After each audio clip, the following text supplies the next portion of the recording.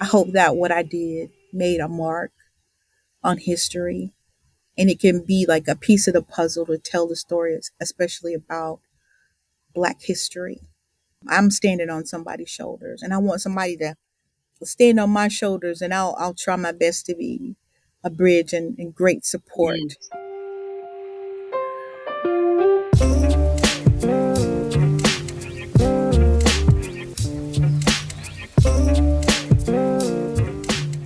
Hello, everybody. My name is Kimberley Pierce Cartwright.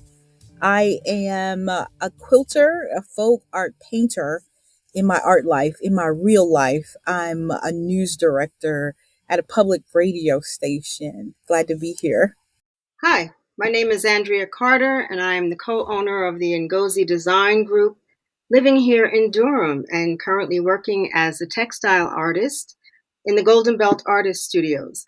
I am thrilled to be here with Kimberley Pierce Cartwright, a featured artist extraordinaire, and one of the 30 North Carolina artists participating in the Nasher Museum's exhibition Reckoning and Resilience, North Carolina Art Now. Hello, how are you? I'm doing great. How are you? That's good. It's really great to see you. Always great to be in your presence. You are so my shiro with all of your textile work. And to be with you just makes me really very happy because we're sisters in the cloth. Amen. Amen. Amen. That sound like a sermon? It's like, amen, sister. I know, sister girl. Hey, girl. Yes. Please allow me to read your bio. Kimberly's quilt work represents an abstraction of real life. She began quilting and painting in the summer of 2006. She says of her work, I have the power to create art in my life. I do that through my quilting. Sometimes I plan what I will do and sometimes I don't. The result is always something I love. Everyone has the same power to create art in our own unique way. And we will get back to that quote. Kimberly holds a Bachelor of Arts degree from Shaw University in radio, television, and film. She also earned a master's degree in public affairs reporting from the University of Illinois at Springfield. Kimberly has taught classes in quilting and sewing. She has shown her work locally around the state. Her work has also been shown in Quilting Arts magazine and in the international magazine Quilt Mania. We have some things to talk about. We do. And I'm like, yes, we do. But first, let me congratulate you and your work in this exhibit. Well, thank you so much. Thank you for that introduction. And every time I read that intro that I wrote about myself, it's like an outer body experience. I did this stuff, which I'm very, very proud. And I'm just so excited to be a part of this exhibit at the Nasher. It's one of the highlights of who I am, of my life, of my art life specifically. Awesome. Well, we are going to get to talk about all of that. Let's start off a little, I guess, academic for artists. That's as academic as we can get. So one of my questions is that between definitions of viewpoint, opinion, or judgment, and or the avenging or punishing of past mistakes or misdeeds, what exactly does reckoning mean to you? It means that it is time for the pay up. Whatever happened in the past, it's time for the sun to shine and it's time for everything to be revealed. And, it's just time for the big payback, whatever that happens to be and whatever situation. We all see you and we're here and we're ready. Okay, we are going to take a little deeper dive into that in a minute.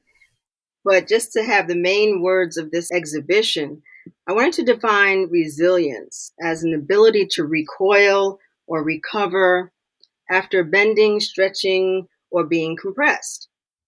So when you were invited to participate in this exhibition of Reckoning and Resilience, how did you decide what pieces you would showcase? That is so interesting. I did not decide. decide that way. Like, okay, I'm going to send this piece, I'm going to send that piece. Mhm. When I was contacted about my work, Marshall Price, who's one of the major curators for this event, saw my work at North Carolina Central University at a solo show that I did. And he liked the work that he saw with my piece with Fannie Lou Hamer, and he Mhm. wanted that piece. So I said, cool, I'll send that piece. And he said, okay, by the way, we like the Shirley quilt too. Why don't you make that available? And I said, she is available. I'll bring that too. And then he said, and then by the way, we like the North Star piece too. Can you make that piece available as well? So I didn't get to do the choosing. Okay. Marshall did the choosing, and I made the quilts available, and that's how they ended up in the show. So I have other pieces that talk to, speak to social justice and reckoning and resilience, but those were the pieces that he thought and he had the vision for to be a part of this show. We did go in to see this exhibit last on the day that it opened, actually. And Together. yes, that was a great opportunity to do that. We walked into the gallery and we went, turned left, and boom, there you were. My question would have been figuring out what pieces you were going to use. Since you didn't choose them yourself, how do you think that those pieces will be received by folks who view them? I hope they're received well, but I had lunch with Marshall Price Mm-hmm. prior to going to see the exhibit myself, and he kept promoting it and Mm-hmm. like getting me ready to go to see the exhibit. And he said, "I think you're gonna like where we put your piece." And I was like, Oh yeah, "Anywhere, yeah, that's what he said to me."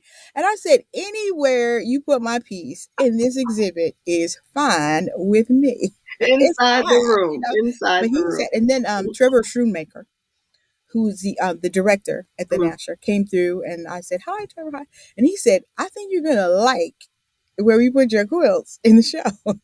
So I said to myself, "Well, this must be a really good place that they put my quilt in the show."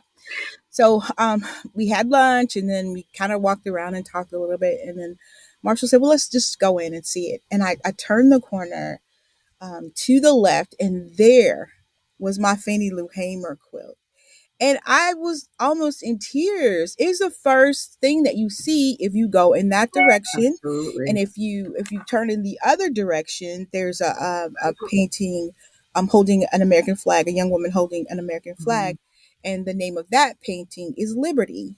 And Fannie Lou Hamer has justice on the bottom with the Jim Crow Mhm. images. So justice is on one side, liberty is on the other side, and for all is in the middle. So I'm very, very excited about the positioning of my pieces. And then I was in the museum and I was watching people as they came through, and they went up to my pieces, and it took everything for me not to go up and say, "I'm the artist, hey, that's my work." That would have been so uncouth, but I just had to restrain myself. I wanted everybody to celebrate my quilts and me because I was there. But yeah, I'm just so pleased that to open to the left is my responsibility in this show, and I'm very honored to have that space. As you should be. But I Hmm. just want to say, next time you can kind of warn a sister, because Oh I was no! just like, oh my God, Oh there my you god! are. And it's just so appropriate. Yeah. I have to tell a little funny story if you don't mind. I have to tell it because I think it's hilarious. We're talking about as if we were in our own little living room, Yes. talking about the North Star quilt and the lines and how it came to be. And I think you got a little bit too close to it, and the guard came through. He's like, "You can't touch that." And I did, and It he said, "No." was hilarious trying to get him to believe that you were the artist. Ooh, maybe you weren't supposed to tell that. Even though I'm the artist, maybe I wasn't supposed I to think touch he's it doing his under job some. to the utmost, and so thank Yes. you to that young man. So that's I say all that to say that you should have no problem telling people that you are the artist and It was making them hilarious. believe it. It was hilarious. And he was like, "Oh, lady, please do not touch that in his authoritative kind of I'm I want to do it gently, but I want to let you Yeah, know that I mean should business. not be doing that. You should not be doing. But I think that your pieces, especially in this day and age with what's going on in this country, uh, those pieces in particular, starting with Fannie Lou Hamer, will be very provocative. Stir up some good conversation, which is That what is we want art to do. yep, Yes. that definitely is my hope.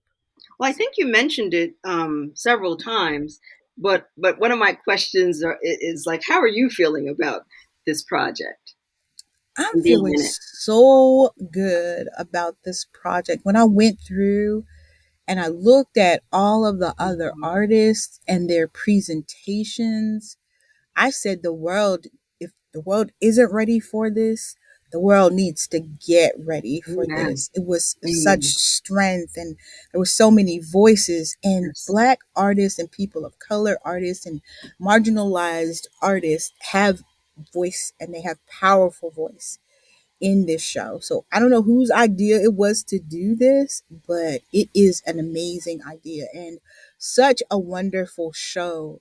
And Yes. I even know like some of the artists personally, and that was another thing that Yes. excited me about this. Yes. Beverly McEver, she is my shiro. William Paul Thomas. I'm going to tell you a really quick story about William Paul Thomas. So he lives near where I work at North Carolina Central University. And one day I called him up and I said, William, can I come to your house and maybe you'll work with me on some of my painting strokes. And he said, sure, come to my house. William Paul Thomas, sure, come to my house. So I was like, ask if you ask, you shall receive. You shall receive. So I go to his house with my little paintings, and we're working, and I just have a lovely time. Just beautiful, just elegant, gorgeous man. Yes. So after that, I'm pulling out of the driveway at North Carolina Central on my way home. And who walks down the street but William Paul Thomas? So I was so upset. I said, what are you doing out here? And he said, I'm so goofy. He said, I live in this neighborhood. And I'm like, you're so special. You should not be walking, just walking around, Walking in the just street. unchaperoned in the neighborhood. But he's such a beautiful, beautiful person. Yes. Who else? Sabotage.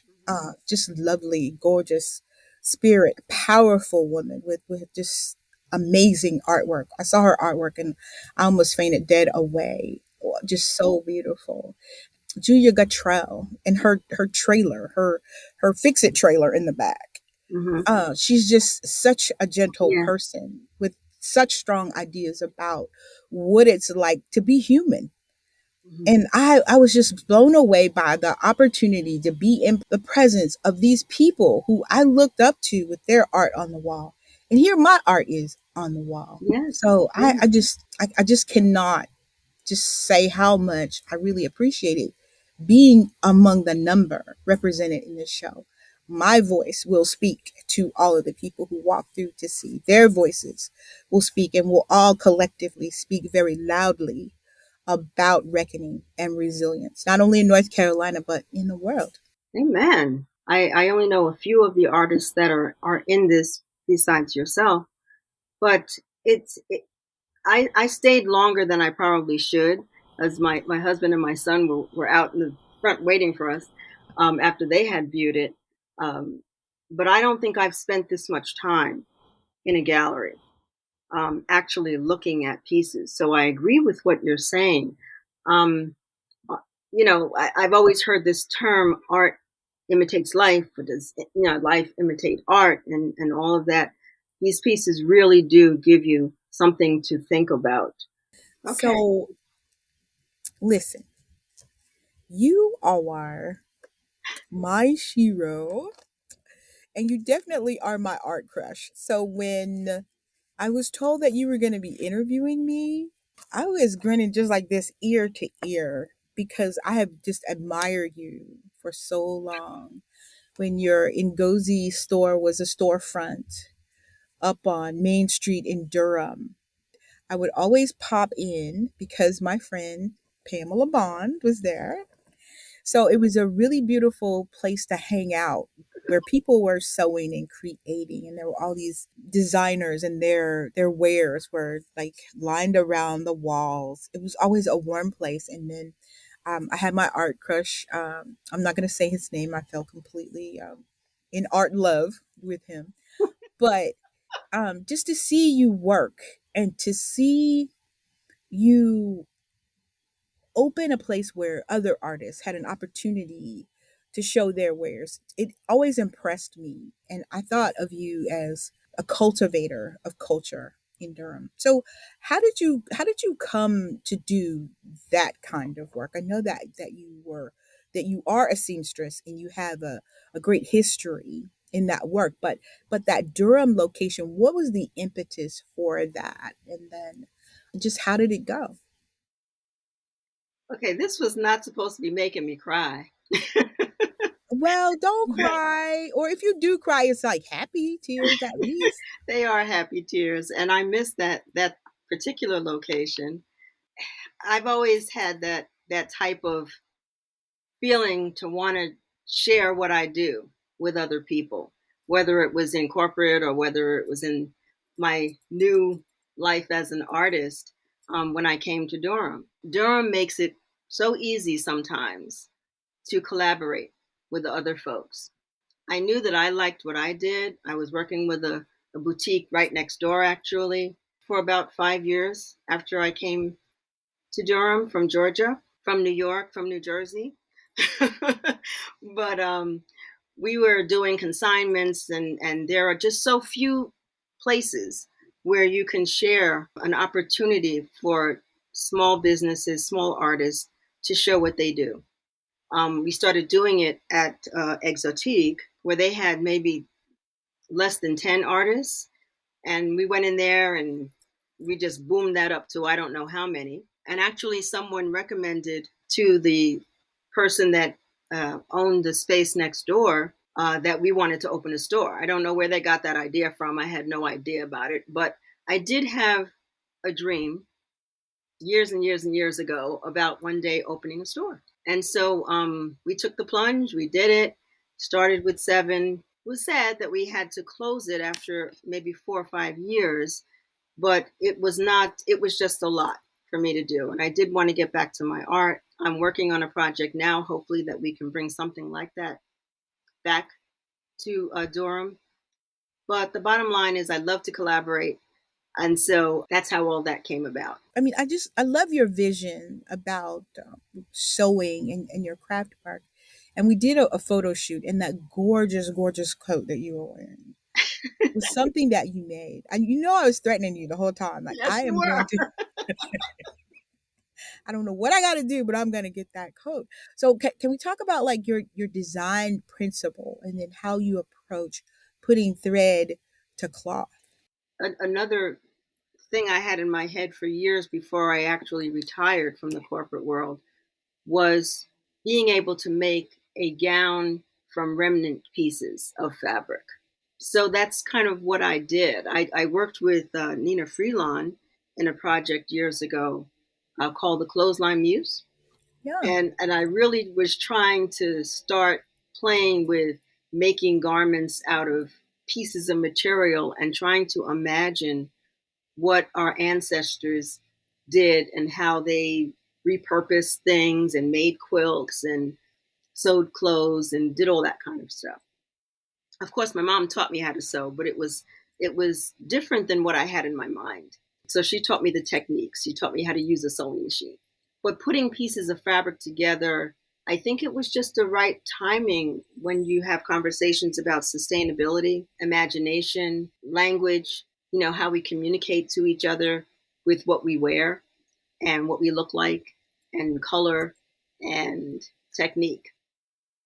So I'm trying to put all that together and come up Yeah. with ways of speaking about how I feel and about the language of cloth, basically. So full disclosure, you give me your scraps. Full disclosure. Yes, And when I went through the last bag, oh, I did a little happy dance because I mean not everybody is that generous.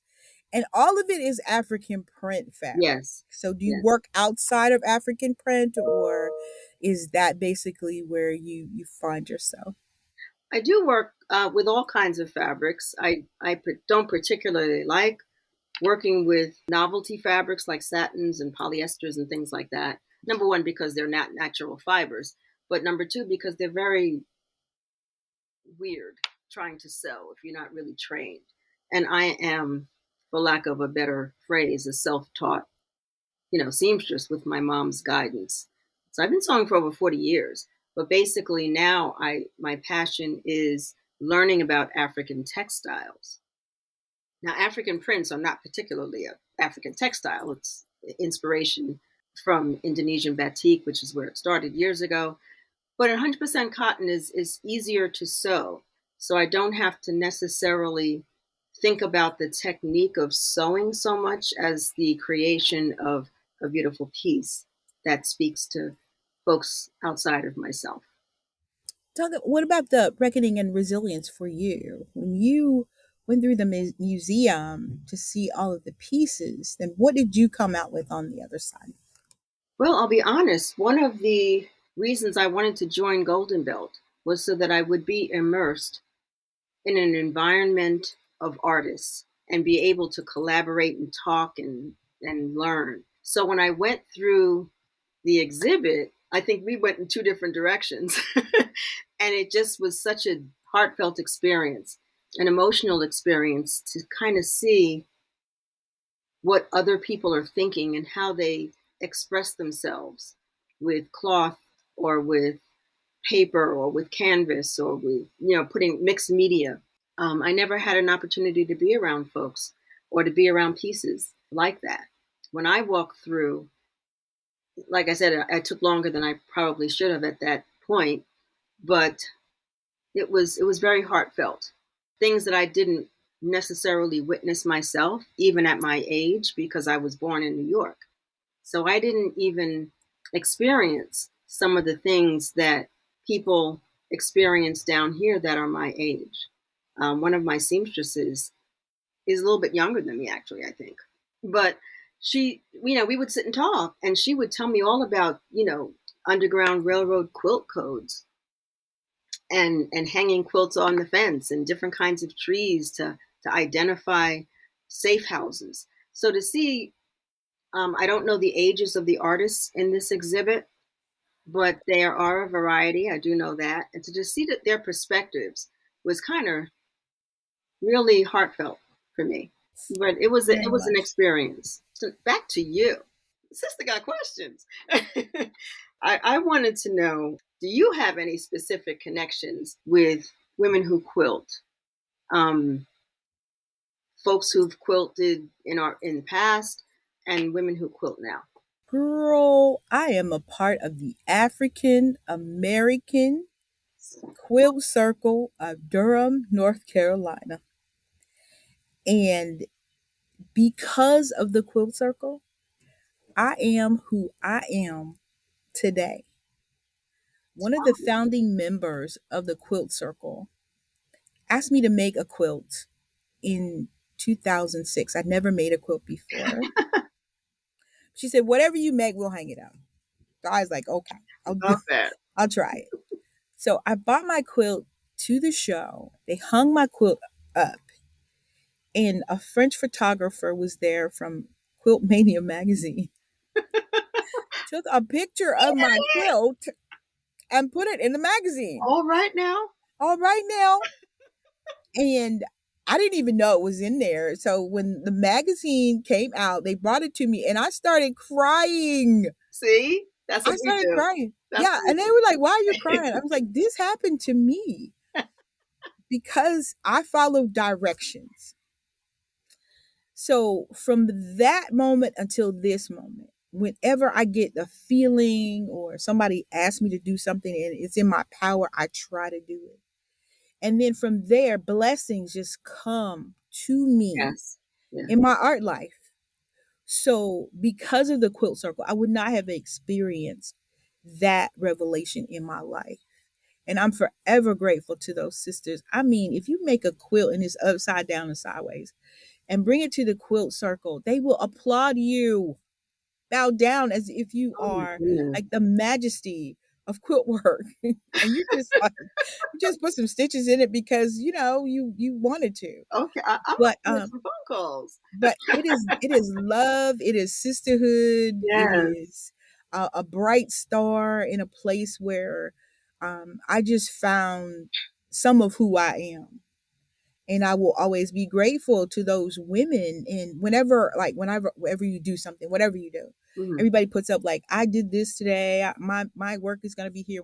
Everybody applauds. Everybody comes out of the woodwork for whatever it is that you're involved in at the time. So it's like sisterhood with all of those like contemporary quilters, and some of them have been doing this I think since 1998 is when Hmm. it all started, and I'm just blessed to be a part of what that group has become. And it's so sad. COVID is just wrecks everything. We haven't been able to meet since the beginning of COVID because our home base is at the Hayti Heritage Hmm. Center here in the heart of downtown Durham, and we just haven't been able to touch. But we've kept up on Zoom, so it's a blessing and a curse. We've not dissolved. We have a strong resolve to still be a group, and Yes. and here we are. So all of those ladies, the older ladies who come to visit, the young people who come, just like I came and couldn't make a quilt. We just all make up such a melting pot of fire and hot sauce and chocolate. You're not kidding. You are not kidding. I did that once You with did. with the church. Yes, we were working on a quilt in my church, Yeah. Great Rock, and I didn't appreciate at the time the sisterhood. Now I've gone to 15,000 sister circles, but the sisterhood of quilting, it was like, just give me my blocks, tell me where I'm going to be, and I'm going to take it home and do it myself. I didn't appreciate the sitting around and chatting and sharing stories and doing all that. But I'm going to do better on that one. My daughter, in love, I will say, because everybody asked me if I had a girl. Now, I didn't give birth to her, but I love her Yeah. to death. Yeah. My son's wife, Yes.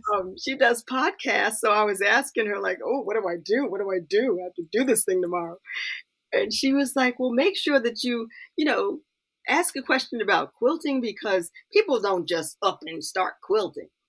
And I was like, well, except for your mother, who started one 40 years ago and just finished it last year. Yeah. Yeah. I think that's probably the longest UFO in the history of quilting. 40 years ago. You need to put, like my sister say, some whip to your horse. Yes.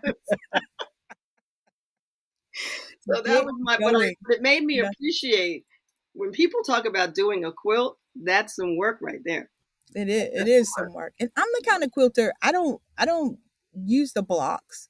My quilts are always like portraits or Yeah. abstract or something like that. I just don't have the patience for it. But I applaud all of the women who can put blocks together, a nine patch. I don't know how to Yeah. even begin I to approach it, absolutely. but it's appreciated. So I'm good. Yes. Well, as the kids say, mad respect for that. Mad Mad respect for respect. anybody that can draw a I straight can do line. that. I'm out. What is the legacy or narrative that you hope your work leaves behind? Where do you find inspiration? I find inspiration from everywhere. I love doing like women's portraits, especially women who have not had voice in history. And when people see my quills in the future, because I'll be dead and gone, maybe 100 years from now. I just hope that they'll still see voice in what I do. And if they're historians and they're looking at what happened in the past, I hope that what I did made a mark on history, and it can be like a piece of the puzzle to tell the story, especially about Black history. There's so much that we don't know about who Mm, people are that we stand on the shoulders of. And I'm standing on somebody's shoulders, and I want somebody to stand on my shoulders, and I'll try my best to be a bridge and great support yes. Yes. for them. I love sister quilters. I love Black women. I love us so Amen. much. And I Amen. just want us to love each other. We're Yeah. powerful beings with great spirits and so much love. So, yeah, That's what I want people to think about. Think about love, and I'm putting another piece together in the puzzle of African American history in this country. Well, I have to say, I am honored. When we did meet up a few days ago, you blessed me with a framed piece of your art, and it has taken a prominent place in my studio. Yay! Um, and I don't know how you do what you do, but I'm going to keep doing what I do and stay in my lane, as they say. I just want to thank you. It's interesting to me that you can know somebody for so long and really not do those deep dives to find out like what motivates you. You know, how do you manage your day?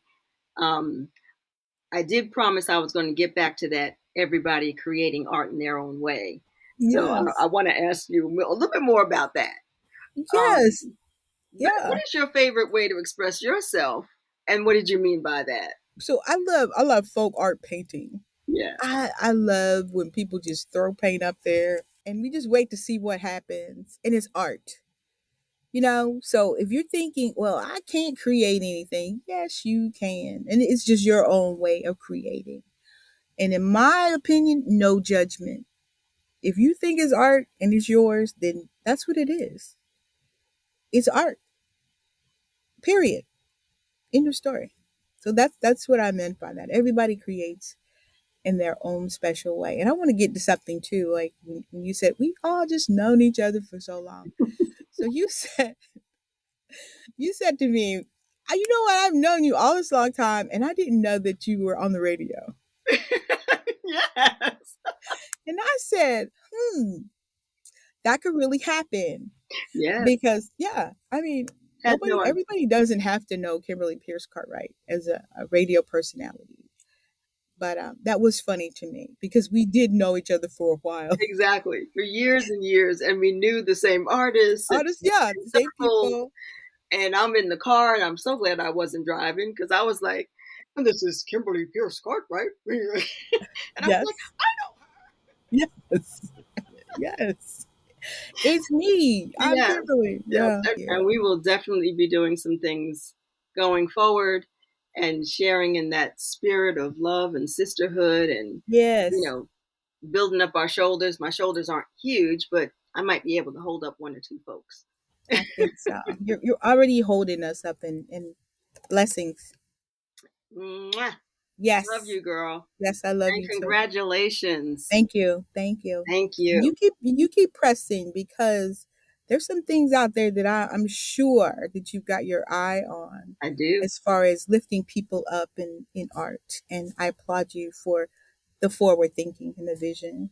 Well, you were right about that. I do, and I'll be counting on you guys to come along with me. All right. Mwah. Mwah. Love you. Love you too.